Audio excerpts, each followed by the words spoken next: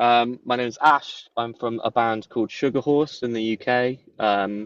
And in early October 2024, we'll be releasing our second album, The Grand Scheme of Things, on Pelagic Records. Beautiful, Ash. Thanks for joining us this evening, brother. Good to be here. Good to be here. For sure. So, as you say, Sugar Horse Unleashed, your new album, The Grand Scheme of Things, on October the 4th. Like, it's still a couple of weeks away, bro, but how are you feeling about it? Yeah, good. It's been a long time coming. Like the release campaign has been long. We recorded it quite a while ago now, so I'm itching to finally have it out in the world, so folks can hear it, and it's not just me listening to it by myself. So, can you tell us a bit more about the album from a musical point of view and what you were actually going for with it? Yeah, yeah. I suppose we our previous releases have been pretty extended, like between 6 and 9 minutes long, and so we thought we'd try and move in a different direction for this record. So all of the songs are kind of a more like pop structure. So there's lots of verses, lots of choruses, and everything tends to be under the 5 minute mark, which like most of our stuff is like we plan stuff out from a like songwriting challenge perspective. So the challenge is fun for us. So like shortening with music as slow as we play it, you get to like you get to like verse two, and like 5 minutes have already passed. So it's kind of it was like a big challenge to condense all of that into like a kind of 4.5 minute like poppy song, you know? Yeah. So how did you actually do that, mate? Because like people, a lot of people are sort of listening and they go, "Oh, it's easy. You just cut out half of the song." But if you're cutting out half of the song, you're cutting out the heart and soul of it as well. Like, what's the actual process when you used to being big to go smaller? I think it's like um, I, I, we all like as a band we tend to be in a hurry to get stuff done. We like the kind of the feeling of like being in the moment. Like when you've just written something, you record it straight away afterwards. You don't do too many takes. Like everything feels like kind of raw still. We really like that. But to shorten stuff, it takes a kind of editing brain, right? And Yeah. editing brain doesn't usually come when you first put something down. When you first put something down, you want it to still be like 12 minutes long because that feels like the right amount. Yeah. Um, but I guess it comes from like having that initial idea, getting that all down, and then putting it down and picking it back up like a few times afterwards, and like eventually you're like, oh, I could cut here, I could cut here, this could be Yeah. shorter, I could get to the point a bit more here, and then you kind of whittle it down like a, I don't know, like making a sculpture or something, you know? And is that something you're more comfortable with now after having to do it, or do you still hate it? Yeah, it was definitely difficult the first couple of Mm. times, but then it kind of gets in your head a little bit, so you almost start writing with it in mind, which has been nice. So it got a little bit easier towards like the last few tracks we wrote for the record. It definitely became easier than it was at the start. Yeah. Now, I suppose over the course of two albums, because this is your second following the 2021 debut, The Live Long After, but that's it's quite a directional shift to take, I guess, from one album to other so early on in your career. Like, was that a risk in a way, I guess? Like you might leave behind the people that were with you from the first one? I guess so, but we really like putting out like little short releases. So we have lots of like EPs and singles Mm. scattered like before that first album and between these two albums as well. And they're all pretty different, to be honest. Like it's all I guess you could hear them as like related to each other, but there's lots. We like to experiment a lot. We don't like doing the same thing over and over again.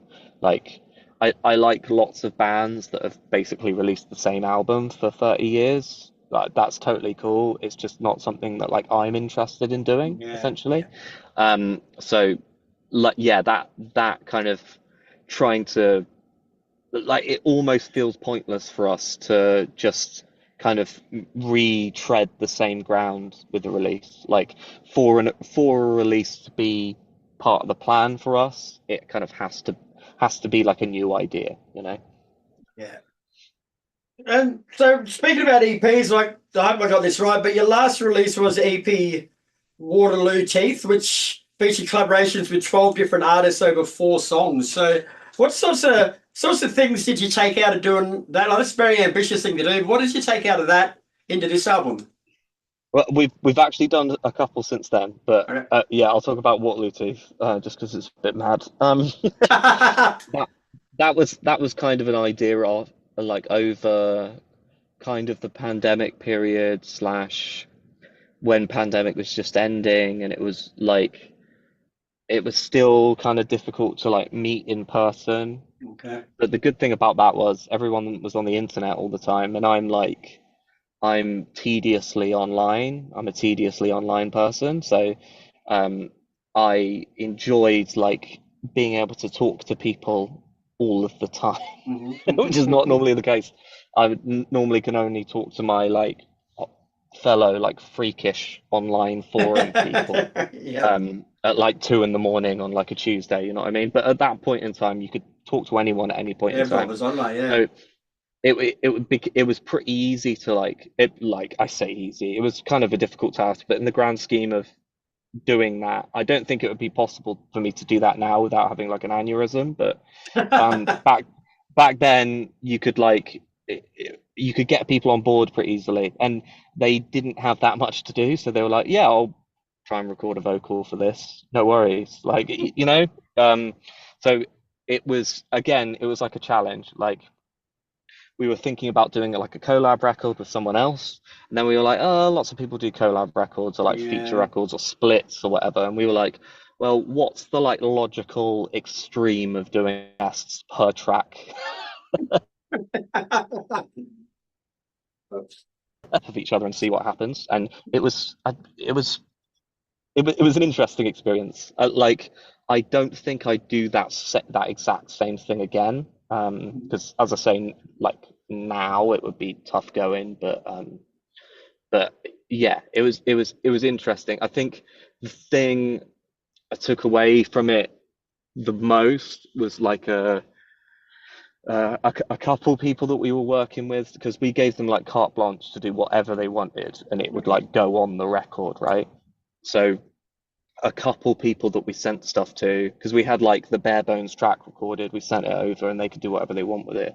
Some people like literally cut the song up and then deleted bits and then put their bits over like they basically wrote an entire section. And there's a song called Gutted, for example, that has a middle section that was pretty much entirely written by someone else. And that kind of fearlessness of not just like going in and being like, oh, I have an idea about this, but it might Yeah, like yeah. tread on what you're doing a little bit. The fearlessness to just be like, I've done my bit, here you go, and like part of the track is literally deleted, was very cool to me. That's the biggest thing that I took away from it, I think. Yeah. So as an artist, mate, when you do things like that, like, are you more inviting people to collaborate so you can learn off them and grow from what they do, or is it more to make your music better?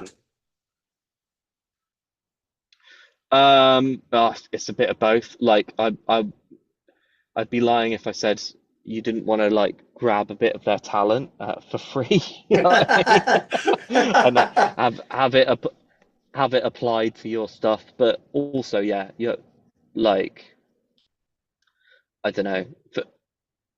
For me, like working with other people makes you see things that you have already done in a different light. Um, and obviously, I like what I do. Otherwise, I wouldn't be like doing it and releasing it into the general population, right? Um, but anything look at makes you look at a piece of art from a different angle and still appreciate it is good is a good thing to me anyway. Yeah, cool. The press release calls you music, or calls you guys sludge metal experimentalists. Like, could you define experimenting in music for us? Like, does that mean like is just throw a whole heap of shit at the wall and whatever sticks sticks and whatever falls off doesn't? Does it mean you sit there and you methodically go through things to see what works? Like in the modern age, what is experimentalization?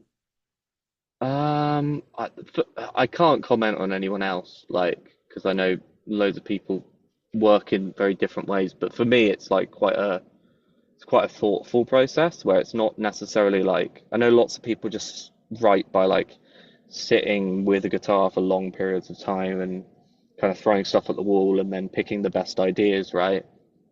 I tend to have to like this is so stupid to say out loud, but like visualize an idea before I sit in front of like an instrument or whatever. So I'll Mhm. hear like another bit of a song or I'll read a bit of a book or see a film, and that will give me an idea for like we call them like moves in the band, but they're I guess you describe them as moving from like one kind of sound to another, and they're like the most interesting things to me. It's like um of I guess the most obvious example would be um like the last song on the grand scheme of things is called Space Tourist. It's kind of a popish song that moves into a heavy thing and then kind of out of nowhere goes into this big drone section to end the record, right?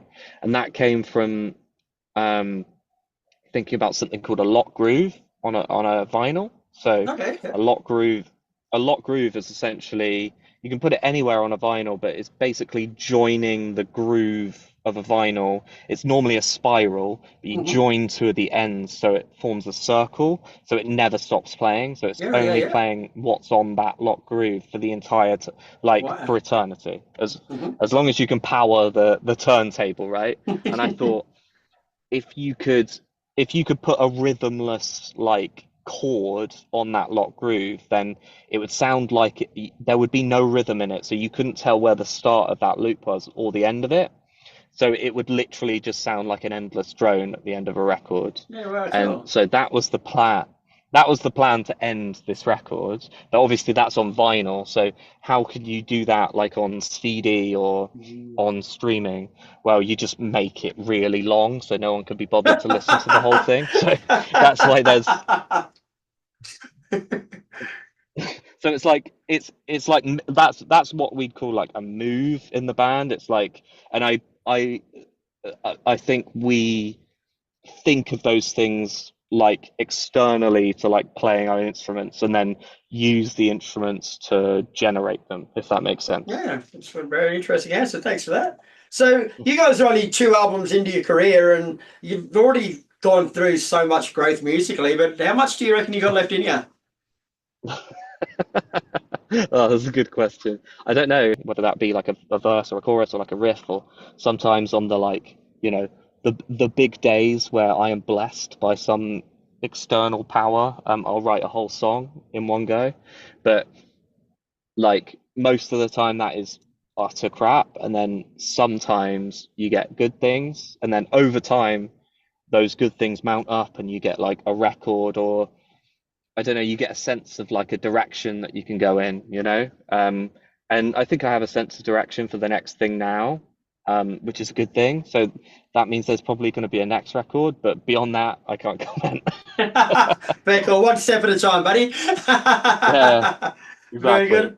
All right, Ash. Well, thanks very much for your time tonight. The album, The Grand Scheme of Things, is out October 4th.